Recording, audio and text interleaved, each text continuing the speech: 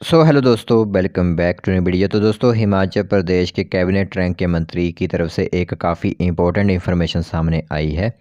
आप लोगों की गवर्नमेंट डिपार्टमेंट के अंदर जो भर्तियां होंगी उनसे रिलेटेड, ठीक है। तो उनकी माने तो यहाँ पर उन्होंने 13,000 भर्तियों की यहाँ पर इंफॉर्मेशन की रिपोर्ट तलब की है, जिसकी की इंफॉर्मेशन आज हम आप लोगों को यहाँ पर देने वाले हैं, ठीक है।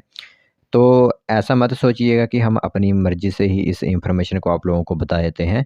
यह जो है वो इंफॉर्मेशन खुद जो होते हैं मंत्री हैं, उनकी तरफ से ही यह इंफॉर्मेशन साझा की गई होती है, जो कि हम आप लोगों को बताते हैं, ठीक है। बाकी आगे वीडियो देखनी या नहीं देखनी वो टोटली आप लोगों के ऊपर डिपेंड करता है यहाँ पर टोटली, ठीक है। तो पूरी इन्फॉर्मेशन आप लोगों को यहाँ पर बताते हैं किस तरह यह आप लोगों के लिए इन्फॉर्मेशन रहेगी, डिपार्टमेंट कौन सा रहेगा वो भी आप लोगों को क्लियर यहाँ पर किया जाएगा। बाकी पोस्ट तो मैंने आप लोगों को बता ही दी है कि 13,000 भर्तियों पर यहाँ पर बात की गई है और टोटली यहाँ पर आउटसोर्स पर बात की गई है कि आउटसोर्स पदों पर ये भर्तियाँ जो होती हैं वो फिलअप की जाएंगी। तो चलिए फिर बिना बस जाए कि जो इन्फॉर्मेशन है हमारे पास वो हम आप लोगों को बताते हैं। तो दोस्तों देख सकते हो यहाँ पर आप लोगों को इन्फॉर्मेशन दिख रही होगी और यहाँ पर काफ़ी इन्फॉर्मेशन कैबिनेट मंत्री ने साझा की हुई है। तो आप लोगों को यहाँ पर तस्वीर में दिख ही रहे होंगे कि जो हमारे शिक्षा मंत्री हैं रोहित सिंह ठाकुर, उनकी तरफ से जो इन्फॉर्मेशन जो है वो प्रकाशित की गई है, ठीक है।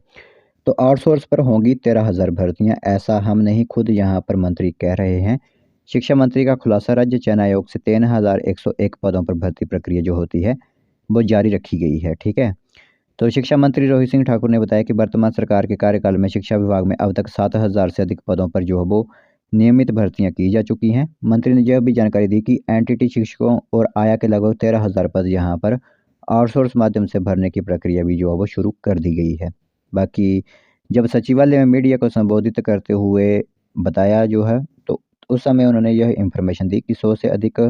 कॉलेज कैडर के प्रिंसिपल्स को पदोन्नत किया गया है, जबकि लगभग 7 से 8 वर्षों बाद पहली बार कॉलेज कैडर के करीब 20 शिक्षकों को यहाँ पर नियुक्ति आयोग के माध्यम से जो है वो नियमित रूप से दी गई है। बाकी शिक्षा मंत्री ने कहा है कि उच्च शिक्षा विभाग में 527 असिस्टेंट प्रोफेसर के पद पहले ही भरे जा चुके हैं, वहीं करीब जहाँ पर 500 नए पदों पर भर्ती के लिए केंद्र सरकार से स्वीकृति मिल चुकी है। बाकी स्कूल कैडर की अगर हम बात करें तो टीजीटी के लगभग 700 पद यहाँ पर भरे गए हैं, जिसमें टीजीटी आर्ट्स के 593 पद, टीजीटी नॉन मेडिकल के 405, टीजीटी मेडिकल के 410, शास्त्री के 205, लैंग्वेज टीचर के 175, ड्राइंग मास्टर के 146, जेवीटी के 1835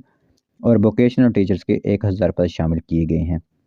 बाकी इसके अलावा 3,101 पदों पर भर्ती प्रक्रिया जो है वो जारी रखी गई है, जबकि चयन आयोग ने टीजीटी की 3 श्रेणियों यानी कि 937 नए पदों के लिए भर्ती प्रक्रिया जो होती है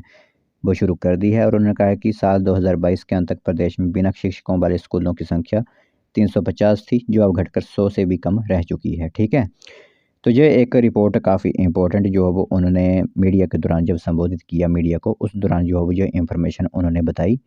कि यहाँ पर शिक्षा विभाग के अंदर 13,000 के लगभग करीब यहाँ पर पदों को भरा जाएगा, जिसमें कुछ वैकेंसीज फिलअप कर भी ली गई हैं, कुछ वैकेंसीज इस समय होल्ड पर रखी गई हैं राज्य चयन आयोग के पास, जो कि प्रक्रिया को जो है वो सही ढंग से कर रहा है, ठीक है। क्योंकि पहले आप लोगों को पता है कि एजेंसी स्थापित नहीं हुई थी, कोई यहाँ पर कंप्यूटर बेस्ड टेस्ट के लिए एक चयनित एजेंसी नहीं थी। तो अब यहाँ पर एक कंपनी वगैरह यहाँ पर मिल चुकी है, तो अब जो भी काम है वो आप लोगों के राज्य चयन आयोग के माध्यम से वो भी फिलअप कर लिए जाएंगे। बाकी